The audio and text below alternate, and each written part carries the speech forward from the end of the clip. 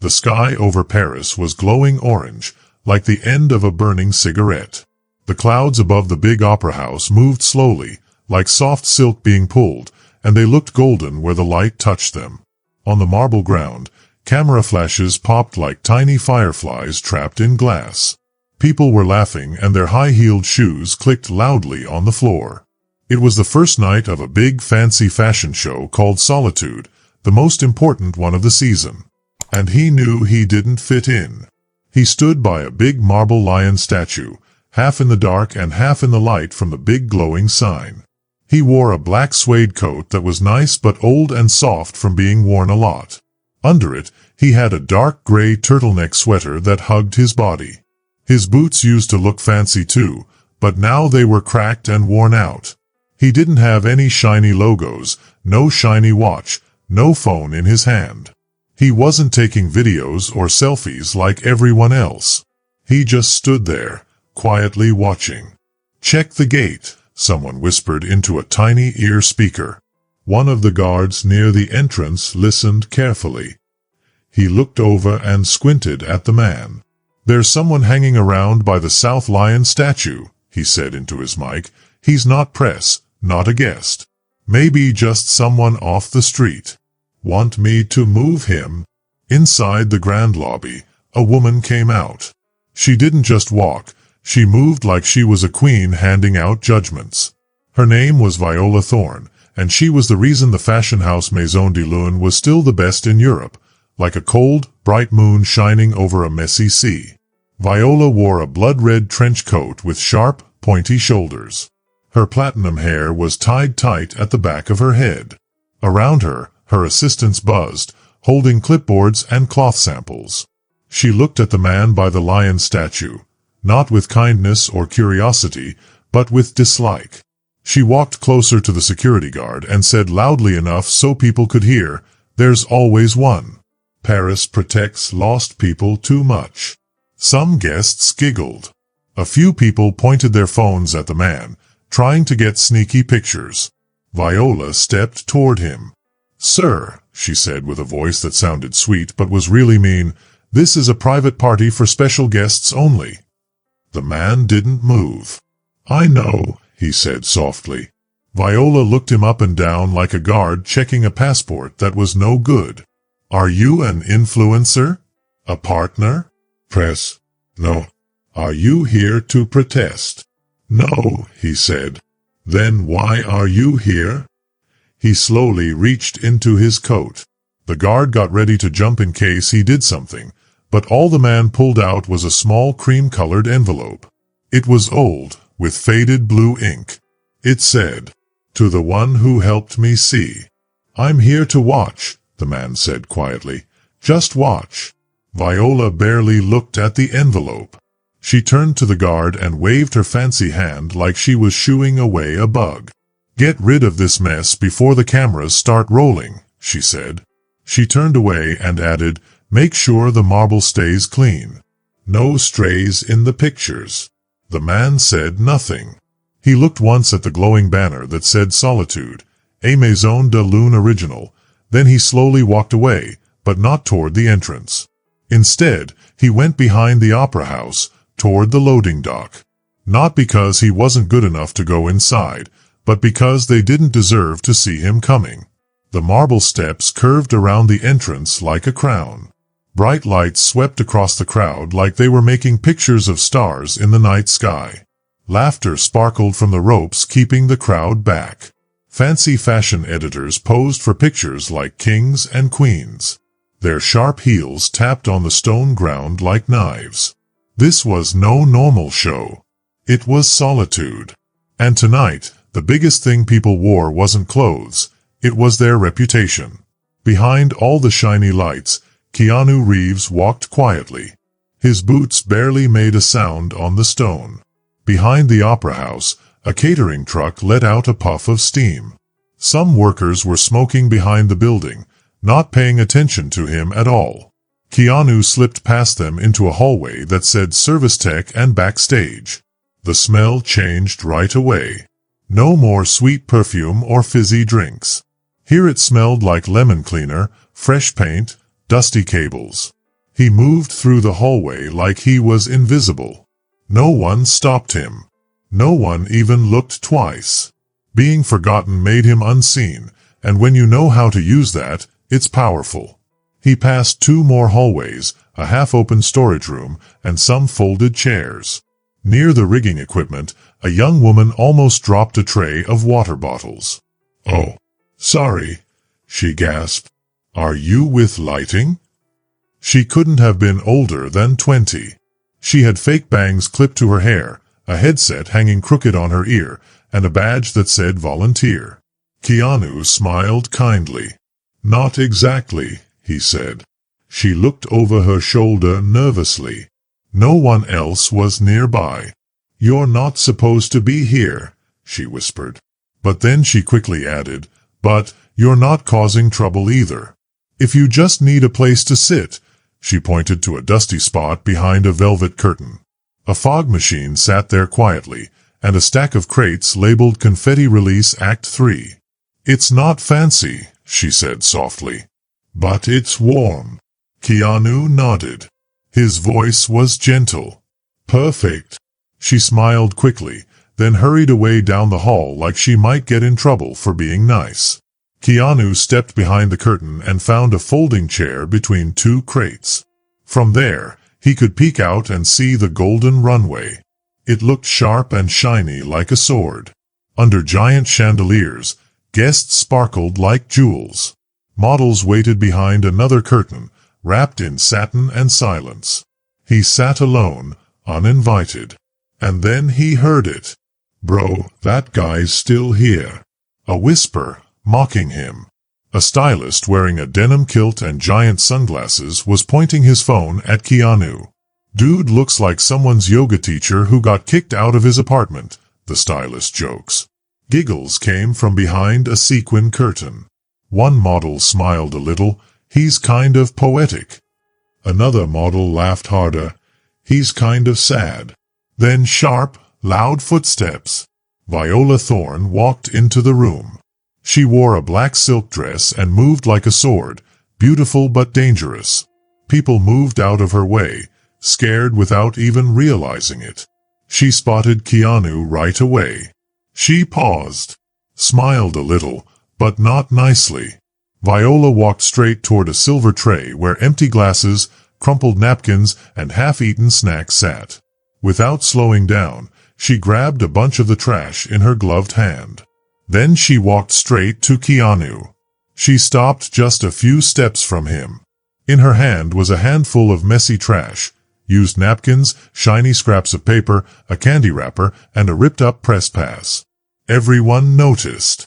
Gasps spread through the air. Heads turned. Some phones lifted up, taking pictures and videos, some secretly, some not. Viola smiled sweetly, but it was a mean smile. "Forgive the interruption," she said in a sugary voice. "But fashion is about making statements, isn't it?" She looked down at Keanu with sharp, cold eyes. "And this man here," she said louder so everyone could hear, "reminds us that even in fashion, we must remember to recycle." And with that, she dropped the trash. It fell all over Keanu, on his lap, his shoulder, sticking to his coat like ugly confetti. Crumpled foil slipped onto the floor. A dirty napkin clung to his sleeve. Some people laughed. Not loudly. Not everyone. But just enough to hurt. Keanu didn't move. Viola stood over him, silent, proud of what she had done. She wasn't just making fun of him.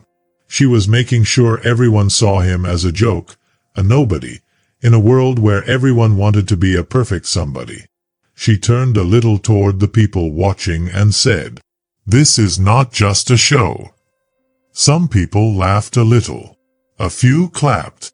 Some looked unsure. Some looked happy. Then she leaned closer to him and whispered so only he could hear. "Remember this moment when you finally decide to leave," she said. "Because this is the closest you'll ever get to being important." Keanu said nothing. His face was calm. His eyes were steady. Viola stood up straighter. She thought he would look embarrassed or ashamed. She thought he might leave. But Keanu just moved his hand slowly and carefully, brushing a little piece of shiny trash off his knee. One brush. Then another. Like it was just a bit of dust. Then he reached into his coat. Some people in the crowd jumped a little, like they thought something bad would happen. But Keanu only pulled out a small smooth thing, a USB drive. He put it on his lap and looked down at it, almost like he was doing something very important. Viola squinted her eyes, confused for just a second. Then Keanu looked up and met her eyes. He didn't yell. He didn't change how he sat. He just said, "You just threw away the past." He paused. "And now I'll clean it up." Viola blinked. The room got very quiet. She turned away with a small, tight smile and a shrug. But something had changed. Not enough to stop the show, not yet. But enough to make people start whispering again. This time, they weren't whispering about his coat. Not about the trash. They were whispering about the man who still hadn't left. The music started again. Not loud banging music like other street shows. Not fast crazy music like new fashion shows. This music was slow, sad, beautiful. One violin played soft notes, making the whole room go quiet. The people leaned forward, listening. Bright lights lit up the stage. From behind a big red curtain, the first model came out. She moved like smoke. She wore layers of black and dark blue, like the night sky. Her face didn't smile. She looked like a queen. Around her, the golden room grew even more still. Everyone watched. Keanu didn't move. He sat behind the machines that made fog for the stage. The little USB drive sat quietly on his lap. He touched it without even thinking. He didn't look at the model. He looked at the stitching, the way the fabric was folded, the way the shoulder was made. He had seen that before. Not here. Not in this fancy place. He had seen it in a tiny apartment in Matra, where sketchbooks were everywhere on the floor, and the air smelled like coffee and candles. Where Julian Marshan worked all night long, bending over fabric with hands that shook but eyes that burned with joy. That stitching. That cut. That way the silk fell like water down a marble wall. It was Julian's. And now, under the bright lights of the biggest fashion show, it belonged to someone else. Another model came out. Her dress was all fire, reds and oranges that flickered when she walked. The people gasped softly. Cameras clicked really fast. Reporters typed super quickly. No one looked away. Except Keanu. He watched the side of the stage. He looked at the booth where they controlled the music and lights. He counted the beats of the music, matched them with the fog and lights. He had planned this long before today. Across the room, Viola Thorne sat in the best seat. She had one leg crossed over the other and sipped fancy champagne from a crystal glass. The light made her sparkly dress shine like tiny pieces of glass on the floor. Around her, important editors and rich investors whispered jokes and laughed. They nodded at how brilliant the show was. Viola turned her head slightly and saw Keanu again. Still there. Still watching. Her mouth tightened a little bit. She hadn't expected him to stay this long. But she didn't get up. Not yet. Behind the stage, Keanu stood up. Quiet. Steady. He held the USB drive in one hand and an envelope in the other. He slipped into a hallway where the workers went. Like a shadow. Like someone returning home. He walked past racks full of backup dresses. Tables with untouched snacks. An assistant yelled into a headset because a model was late. Nobody saw him. Nobody cared. Except one. Alaric Morel was leaning against a beam, arms crossed, a headset hanging around his neck. He saw Keanu and gave a slow nod. Not surprised. Not scared. Just a nod, like he understood. Keanu walked past him and headed toward the control booth. Time was running out. But not for Keanu. For the big lie. The control booth wasn't fancy. Just a small messy table with screens, messy cables, papers with scribbles, and even a half-eaten protein bar. The people running the booth were frozen still, staring at the screens and light switches. The music, fog, lights, all of it came from this little place. Keanu stepped in quietly. Alaric, the man who once learned from Julian Marshan himself, stood next to the main lighting guy, arms folded tight. "You brought everything?" Alaric asked. It wasn't a real question. He already knew. Keanu nodded once. "Is the main light feed still linked to the big screen?" Keanu asked, calm but firm. "Yes," Alaric said. Then a pause. "Once it starts, we can't stop it." Keanu looked at him. His voice stayed calm. "That's the point," he said. He bent down, pushed some cables out of the way, and found an empty spot under the control board. He plugged in the USB drive. The screen in front of them flickered. Then it went black. Out on the stage, the violin music stopped right in the middle of a note. The spotlights froze. The room held its breath. Back in the hall, Viola snapped her eyes up from her champagne. "What is this?" she whispered angrily. "Resume the show," she shouted. But nothing happened. Instead, a logo appeared on the big screen. The word Maison. Then, silence. Then the screen changed again. A blurry home video started playing. It showed a hospital room, all white and cold. A heart monitor beeped softly in the background. There was Julian Marshan, sitting up in bed. He looked thin and pale. An oxygen tube looped around his nose. His voice was weak but strong at the same time. His eyes still burned bright, even though he was tired. He looked straight at the camera and said, "If you're watching this, it means my work made it to the runway. But if my name is not there, it means someone made sure I would never get the credit." The audience gasped. Keanu stood still at the edge of the booth, arms behind his back, watching the people more than the screen. He saw Viola frozen, her fingers no longer holding her glass. Her face didn't look proud anymore. It just looked frozen. The video kept going. Julian looked into the camera and said, "I did not sell my work. I was tricked. I trusted the wrong people. And now all I ask is this. Don't let them bury me quietly." The screen went black again. Then a new image appeared. An email. It was from Viola Thorne.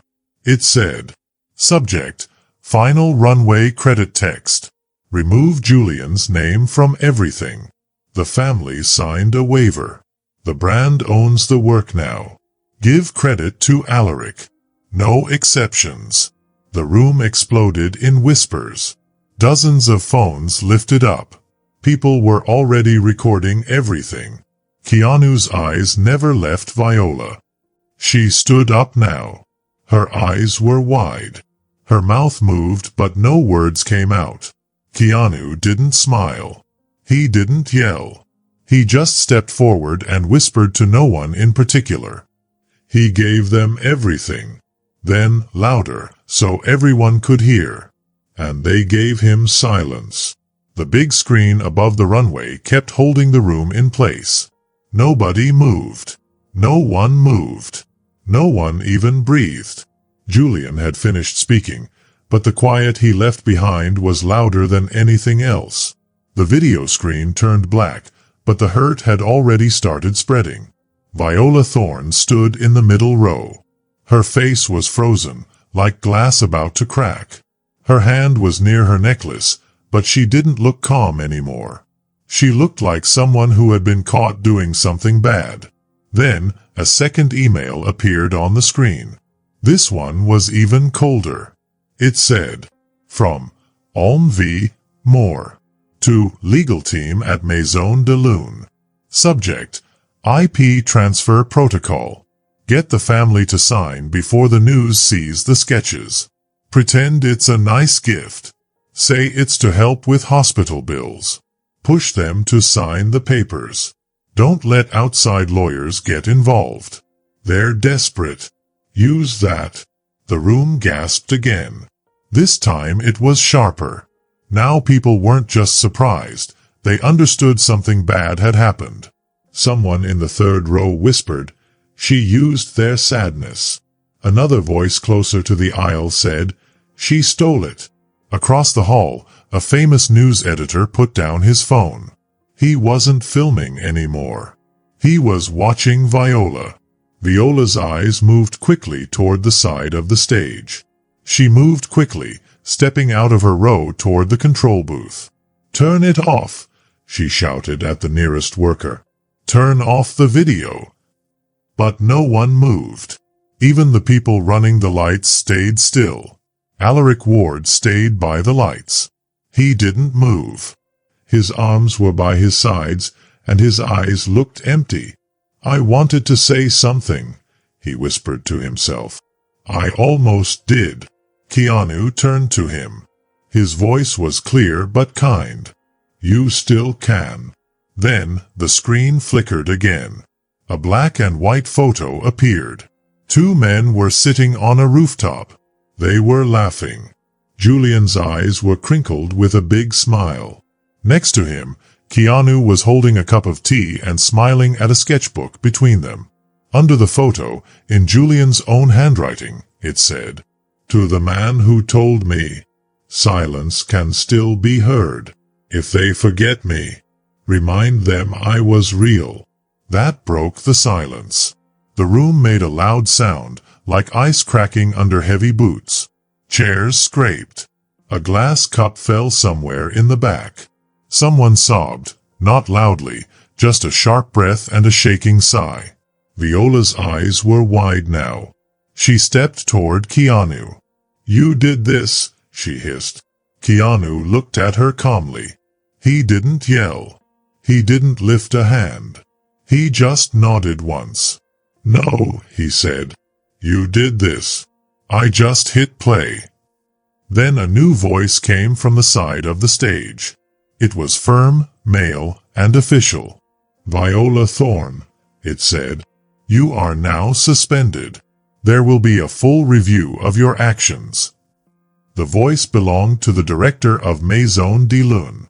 He stepped into the light. His suit was neat and his face serious. The energy in the room changed. This wasn't just about rumors anymore. It was about real consequences. Viola stared at the director with her mouth open. She turned to Keanu. But the room had already made up its mind. Nobody cared about the next model behind the curtain. The director's words stayed heavy in the air. Suspended. Full review. Viola couldn't speak. Her throat closed up. Her sharp, proud eyes now looked scared, like a trapped animal. No assistants rushed to help her. No photographers shouted her name. There was only stillness, and everyone staring at her. Keanu stood near the control booth. He didn't smile or act proud. He just watched quietly with the same calmness he had from the start. Viola stepped forward, smelling of desperation. "You planned this?" she whispered. Keanu tilted his head a little. "No," he said. "I came to protect what you buried." Viola gave a small, sharp laugh. It sounded like stepping on broken glass. "You think this little show matters?" she shouted. "I made this brand. I am the brand. They'll forget your friend in a week. Fashion always moves forward." Keanu didn't answer. He reached into his coat and pulled out an envelope. It was old, with faded writing. "To the one who helped me see." He walked down the aisle slowly. Past the stunned crowd. Past the empty runway. Viola stepped back as he got close. Keanu held out the envelope to her. It wasn't a gift. It wasn't a threat. It was proof. "What is this?" she demanded, her voice shaking. The name you erased, Keanu said. Then he walked past her toward the side of the stage. The big screen flickered again. The show's logo, Solitude, faded away. A new title appeared. Solitude. Designed by Julian Beckett. 1993 to 2024. It was simple. It didn't move. But it felt like thunder in the room. Someone clapped. Just one person, a stylist in the second row, tears still on her cheeks. Then another, a model, her hands trembling. Then an editor. Then a lighting worker. Then a guest. The clapping grew, not like a big crash, but like a rising ocean wave. Viola backed away from the screen. She backed away from the truth, filling the air like smoke. You can't erase me, she whispered to herself. You think this is the end. But her voice was small now. The director turned to Keanu. Mr. Reeves, he said seriously, this house owes you an apology, and more. Keanu didn't answer right away. He was still looking at the screen. Still reading the name, Julian Beckett. The name that should have been there all along. Viola stood still like a statue no one cared about anymore. No cameras pointed at her now. They all pointed at the screen, at Julian's name. The air inside the Palais Garnier had changed. It didn't feel full of pressure and perfection anymore. It was quiet, heavy with something bigger, the truth. Keanu stepped off the platform without a word. He didn't bow. He didn't wave. He walked back to the control booth, picked up the envelope, and put it back into his coat, like closing a chapter of a story. In the center of the room, Viola fumbled with her phone. Her hands shook. She tried to type fast. Her screen flickered. She saw her follower count dropping. The likes were slowing. The news articles were already being written, and not by her. She looked up, her eyes wide, her voice sharp again. You think this makes you right? She yelled across the room. Keanu didn't answer. He turned a little toward the crowd. Not like a performer, but like someone who had waited long enough. He didn't want revenge, Keanu said calmly. Julian just wanted to be remembered. I didn't come here to destroy anyone, he added. I came to make sure his name wasn't whispered only after the lights went out. No one answered at first. Someone sniffled in the back. Someone wiped their eyes. A woman from the press, the same one who once said Julian's sketches were too emotional, stood by the wall, scribbling into her notebook. Her eyeliner was smudged. Her wings were gone. Behind the stage, a worker whispered to the tech. The announcement came softly over the speakers. The show is concluded. Thank you for joining us. But no one moved. The seats stayed full. People sat like they weren't sure if it was over or if they had just woken up from a dream. The house lights dimmed. Trash was still scattered from earlier. Nobody had cleaned it up yet. On the giant screen, one final slide appeared. Solitude. Designed by Julian Beckett. 1993 to 2024. In a corner, a young man covered his face with his hands. It was one of Julian's classmates, now grown up. His shoulders shook. Near the back, a woman stood and whispered to the person next to her. I remember that sketch. He showed it to me once. No one believed it was his. No one said Viola's name again. No one clapped for her. She stood alone. The spotlight had moved on. Keanu, wearing his coat, looking quiet like the rainy night, was already heading for the exit. Keanu didn't take the main exit. He slipped behind the curtain, past the backstage workers and techs who had just seen a legend change forever. No cheers followed him. No cameras flashed. He walked quietly between racks of clothes and bundles of lighting cables. His boots made a steady tapping sound on the marble floors. A few people moved aside for him, not because they were scared, but out of respect. At the side door, Alaric Ward waited. He was holding a folded event program, the new one with Julian's name on the cover. He held it out to Keanu. "Thank you," Alaric said. Keanu took it but shook his head. "I didn't save anything," he said. "I just refused to forget." They stood there quietly for a moment, the kind of silence that says more than clapping ever could. Alaric's voice dropped. "Do you think he saw this?" Keanu looked up at the ceiling, then past it to the stars. "If he didn't," Keanu said, "then what's the point of the stars?" Neither man spoke again. Keanu turned, pushed open the door, and stepped into the Paris night. It was raining. Not heavy rain, just a soft, steady mist. Like the city itself was letting go. Outside, the crowd had gone.